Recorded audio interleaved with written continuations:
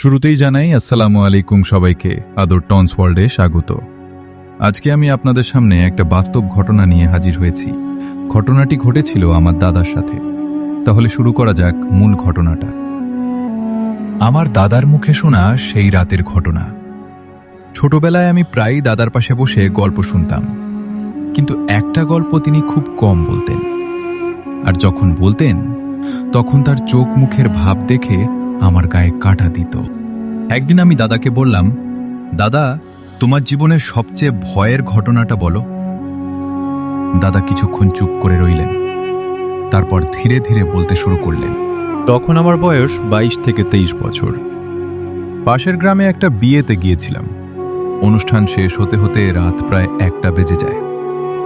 আমি একাই বাড়ির পথে হাঁটা শুরু করি। চারপাশে অন্ধকার, এক পাশে ধান ক্ষেত, অন্য পাশে বিশাল বাঁশ ঝাড়। হাঁটতে হাঁটতে হঠাৎ মনে হলো কেউ যেন পেছনে হাঁটছে। আমি থামলাম, শব্দও থেমে গেল।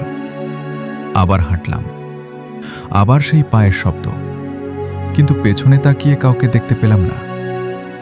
কিছু দূর যাওয়ার পর রাস্তার পাশে সাদা কাপড় পরা এক মহিলাকে দাঁড়িয়ে থাকতে দেখলাম। মাথা নিচু করে দাঁড়িয়েছিল। মনে হলো হয়তো কোনো বিপদে পড়েছে। আমি কাছে গিয়ে বললাম, কে আপনি? কোনো উত্তর নেই। আমি আবার বললাম, এত রাতে এখানে দাঁড়িয়ে আছেন কেন? হঠাৎ মহিলাটি ধীরে ধীরে মাথা তুলল, আর আমি যা দেখলাম তা কোনোদিন ভুলতে পারিনি। তার মুখ অস্বাভাবিক ফ্যাকাশে, আর চোখ দুটো সম্পূর্ণ কালো। আমি ভয়ে পিছিয়ে গেলাম।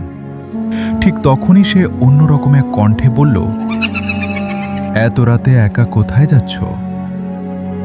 সেই কণ্ঠটা মানুষের স্বাভাবিক কণ্ঠ ছিল না। আমি আর এক মুহূর্ত দাঁড়াইনি। প্রাণপণে দৌড়াতে শুরু করলাম। দৌড়াতে দৌড়াতে একবার পেছনে তাকালাম, আর দেখলাম সে আগের জায়গায় নেই। অনেকটা কাছে চলে এসেছে, কিন্তু তাকে হাঁটতে দেখিনি।